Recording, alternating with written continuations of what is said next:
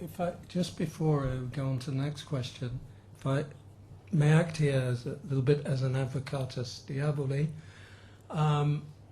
wouldn't it not be true that first of all, if you compare today from the vantage point of today, which was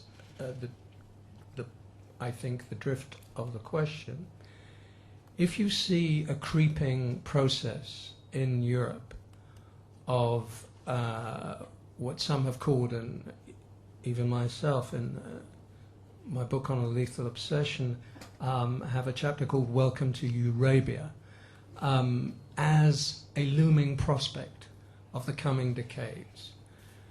And even if you think of the most recent controversy of the minarets in Switzerland, for instance, and the obvious growing feeling among many Europeans, despite political correctness and a reluctance to confront radical Islam that one feels in many parts of Europe, despite that, there is a growing sense of foreboding there will be a backlash against it. And then on the other hand, you have the aspiration, openly stated, sometimes brazenly so, by representatives of Muslim communities in Europe, about their wish to impose Sharia law. Then, in that context, it seems that radicalization is actually likely to continue. So far, one sees no signs of the governments also in Europe, despite their best efforts in Western Europe. In Britain and France, different strategies, but neither seem to be bearing any great fruit. I mean, how do you see that situation evolving right now?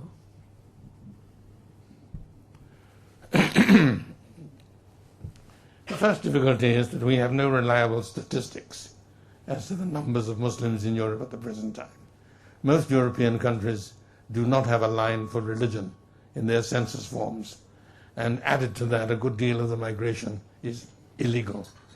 But it is clear that the percentage of Muslims is growing rapidly, and one way in which one can measure this is by the registration of births. Children are registered at birth, and there are statistics of that, and the proportion of children called Muhammad or by other Muslim names is growing very rapidly and has reached majority figures in many European cities. So that one could say this, that the third time lucky is how it seems to be for the Muslims. There were two major Muslim attempts to conquer Europe. The first from the 7th century onwards, when the Arabs of the First Islamic Empire came across North Africa, conquered Spain and Portugal and ruled them for centuries, invaded France, held southern Italy, but were driven back in a partial recovery of Europe. Christian North Africa was not recovered, it remained Muslim, but Christian Spain and Portugal and Sicily were recovered. The attack was halted. The second great attack was when the Ottomans conquered Turkey, which was Anatolia, which was until then a Christian country, conquered Constantinople, the great Christian capital of the region, and conquered a large part of southeastern Europe, invading as far as Vienna, which they besieged twice, while Barbary corsairs were even raiding the coasts of England and Ireland and carrying off captives for sale in the slave markets of North Africa. That too was held and thrown back. As many see it, this is now the third attempt to Islamize Europe. The first two failed. The third shows every prospect of succeeding. It is a peaceful migration, not a military conquest. And it's happening in various ways. As I said, the statistics we simply don't know. One can only estimate from births and things like that. But we see it, for example, in the extent to which European governments are now admitting Sharia. The demand of the Muslims, which from their point of view seems very reasonable, is that they want the same rights that were accorded to Christians in the Ottoman Empire and other Islamic states. You give us what we gave you. Obviously, in a modern state, it doesn't work that way. Nevertheless, there have been quite a number of remarkable concessions Take, for example, the question of polygamy. Under Muslim law, under Sharia law, a man may marry up to 4 wives. In all Christian countries, polygamy is forbidden. Monogamy is the rule.